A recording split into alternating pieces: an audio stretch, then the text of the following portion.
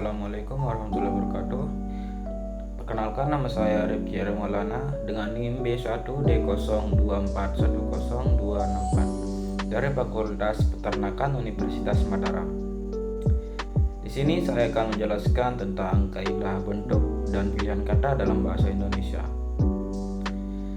Sebagaimana kita ketahui, bahasa Indonesia mempunyai dua aspek, yaitu aspek bentuk dan aspek makna.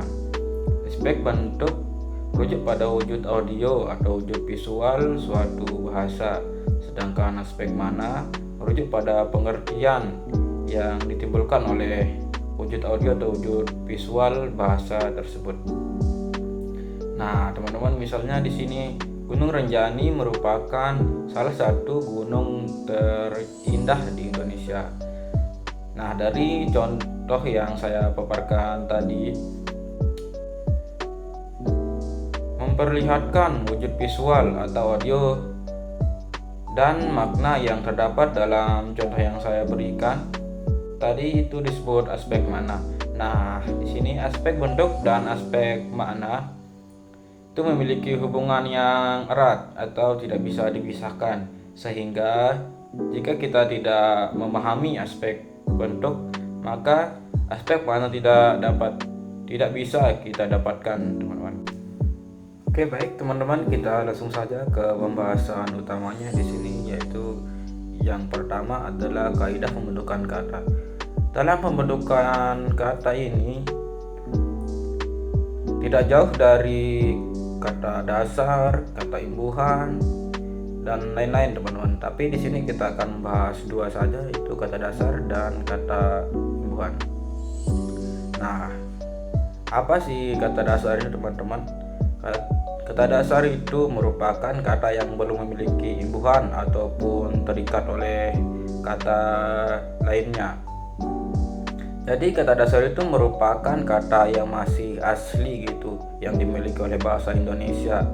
Nah, misalnya ada meja sebagai kata benda, kursi juga sebagai kata benda, marah sebagai kata sifat juga, teman-teman. Nah, yang saya sebutkan tadi itu merupakan kata dasar. Jadi kembali lagi saya ulangi, kata dasar merupakan kata yang masih asli bahasa Indonesia, belum ditambahi imbuhan. Imbuhan itu banyak sekali, teman-teman. Ada awalan, akhiran, sisipan, gabungan, dan lain-lain. Nah, sekarang kita akan membahas imbuhan. Nah, teman-teman, apa sih? Kan sering kita dengar imbuhan. Ya, apa itu imbuhan? Jadi teman-teman, imbuhan itu adalah bubuhan yang berupa awalan, sisipan, akhiran pada kata dasar untuk membentuk kata baru. Contohnya telur. Kan telur ini kata dasar. Jika ditambahkan imbuhan ber gitu menjadi bertelur, kan lain artinya gitu. Nah, di sini imbuhan ini ada berbagai macam, teman-teman. Di sini kita akan membahas 3 saja. Yang pertama adalah awalan, imbuhan yang diletakkan di awal gitu. Imbuhan yang diletakkan di awal. Misalnya awalan meng. Contohnya awalan meng di sini mengabsen gitu, mengambil. Ada juga awalan membuat, membuka, ada juga melaut. Kan kata dasarnya itu laut, ditambahkan menjadi melaut, melakukan. Kata dasarnya juga lakukan, jadi melakukan. Ada juga, teman-teman, awalan per. Misalnya perindah, kan kata dasarnya itu indah, ditambahkan perindah, pelajar juga, teman-teman. Nah, dalam imbuhan yang kedua adalah sisipan. Sisipan itu imbuhan dalam kata yang maksudnya adalah yang diselipkan dalam kata dasar gitu. Nah, di sini contohnya imbuhan sisipan L. Misalnya dari kata tunjuk menjadi telunjuk, kan itu disisipkan L dari tengah-tengahnya, teman-teman. Dari kata telapak juga teman-teman, yang ada juga sisipan R, itu dari kata suling menjadi seruling. Gerigi juga ada, juga sisipan yaitu gemerlap itu. Dan imbuhan yang terakhir adalah yaitu akhiran teman-teman. Dan di sini kan udah jelas imbuhannya, udah jelas diletakkan di akhir gitu.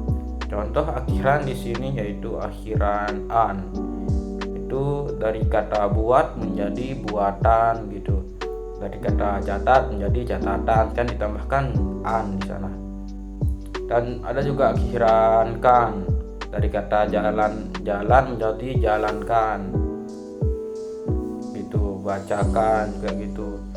Nah itu aja dari kaidah pembentukan kata ini teman-teman. Oke teman-teman, kita lanjut ke pembahasan utama yang kedua, yaitu kaidah pemilihan kata. Kaidah pemilihan kata di sini ada dua istilah, yaitu pemilihan kata dan pilihan kata.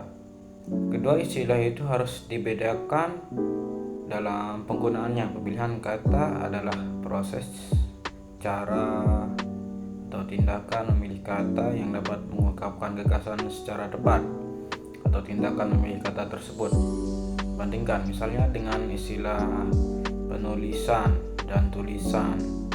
Penulisan merupakan proses atau tindakan menulis gitu kan teman-teman, sedangkan tulisan merupakan hasil dari proses menulis tersebut atau tindakan menulis yang sudah ditulis, itu hasilnya gitu.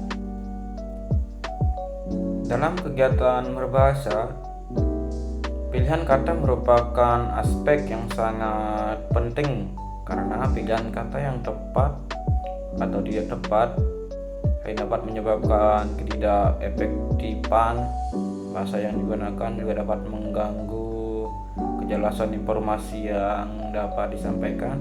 Selain itu, dapat terjadi kesalahpahaman terhadap informasi, dan rusaknya situasi komunikasi juga tidak jarang disebabkan oleh penggunaan pilihan kata yang tidak tepat teman-teman.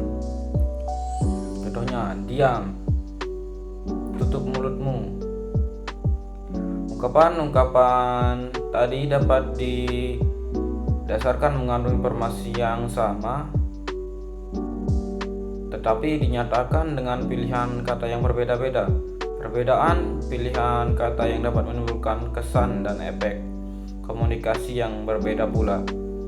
Kesan dan efek itulah yang dijaga untuk berkomunikasi jika kita tidak ingin situasi pembicaraannya menjadi terganggu gitu. Kita juga perlu memperhatikan atau menimbang-nimbang dan memikirkan terlebih dahulu. Kata-kata yang digunakan juga sudah diingatkan oleh pendahulu kita melalui pepatah dan juga peribahasa. Contohnya, lidah itu lebih tajam daripada pedang. Ungkapan bijak yang saya sampaikan tadi mengingatkan kepada kita agar dalam berbicara atau dalam berkomunikasi kita harus berhati-hati memilih kata. Kehati-hatian itu yang dimaksud agar kata-kata yang kita gunakan tidak berbalik mencelakai diri kita sendiri ataupun menyebabkan orang lain merasa tersakiti gitu. Berdasarkan penjelasan yang saya sampaikan, ada juga beberapa kriteria yang patut diperhatikan. Kriteria pemilihan kata agar dapat mengungkapkan gagasan, pendapat, pikiran, atau pengalaman secara tepat. Dalam berbahasa, baik lisan maupun tulisan, pemakai bahasa hendaknya dapat memenuhi beberapa persyaratan atau kriteria dalam pemilihan kata. Beberapa persyaratan kriteria dalam pemilihan kata yaitu: pertama, ketetapan; kedua, kecermatan; dan yang terakhir, keserasian. Dan kita akan membahas ketiganya sekarang. Nah teman-teman, apa itu ketetapan? Ketetapan dalam pemilihan kata berkaitan dengan kemampuan memilih kata yang dapat mengungkapkan gagasan secara tepat, dan gagasan itu dapat diterima secara tepat pula oleh pembaca dan pendengarnya. Dengan kata lain, pilihan kata yang digunakan harus mampu mewakili gagasan secara tepat atau dapat menimbulkan gagasan yang sama pada pikiran pembaca dan pendengarnya. Nah, dalam kriteria ketetapan dalam pemilihan kata, di sana terdapat penggunaan kata yang bermakna denotasi dan konotasi. Nah, teman-teman, apa itu denotasi? Denotasi adalah makna yang mengacu pada gagasan tertentu atau makna dasar yang tidak mengandung makna tambahan atau nilai-nilai tertentu gitu. Sedangkan makna konotasi adalah makna tambahan yang mengandung nilai rasa tertentu yang di samping makna dasarnya. Nah, contohnya di sini adalah kambing hitam. Ungkapan yang pertama adalah karena perlu biaya, si peternak menjual kambing hitamnya dengan harga murah. Dan ungkapan yang kedua, dalam setiap kerusuhan mereka selalu dijadikan kambing hitam. Ungkapan kambing hitam pada kalimat kedua merupakan ungkapan bermakna denotasi, yaitu merujuk pada makna leksikal dalam kambing hitam yang masih berwarna hitam. Beda dengan kalimat yang kedua, ungkapan kambing hitam merupakan ungkapan bermakna konotasi, yaitu merujuk pada makna kiasan dalam kalimat ungkapan kambing hitam bermakna pihak yang dipersalahkan gitu, teman-teman. Yang kedua adalah kecermatan. Kecermatan dalam pemilihan kata berkaitan dengan kemampuan memilih kata yang benar-benar diperlukan untuk mengungkapkan gagasan tertentu. Dapat memilih kata secara cermat, memakai bahasa dituntut untuk mampu memahami ekonomi bahasa dan menghindari penggunaan kata-kata yang menyebabkan kemubaziran. Dalam kaitan itu, yang dimaksud ekonomi bahasa adalah kehematan dalam penggunaan unsur-unsur kebahasaan.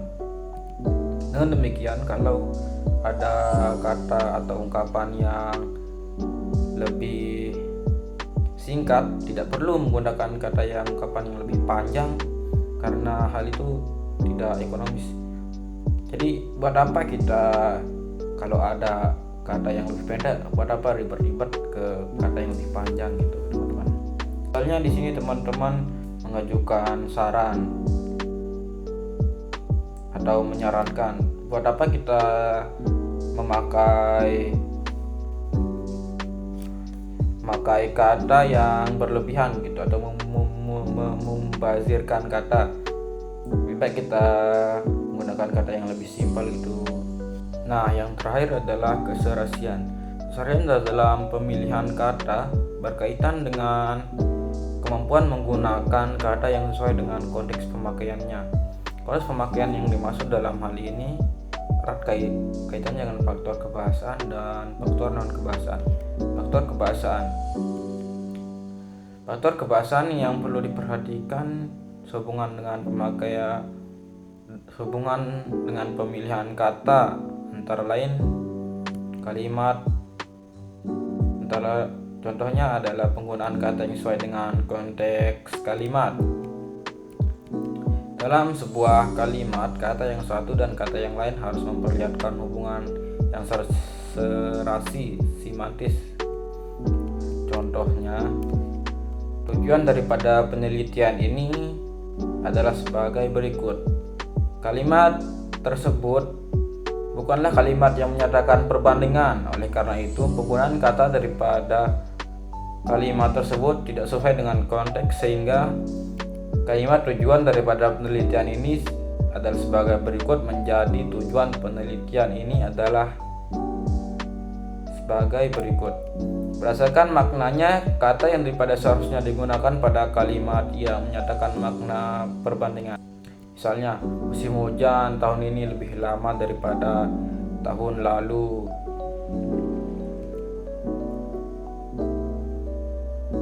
kan di sana juga menggunakan daripada lagi. Nah, mungkin itu saja dari saya. Teman, terima kasih sudah mendengarkan atau menyimak penjelasan saya. Semoga bermanfaat. Wassalamualaikum warahmatullahi wabarakatuh.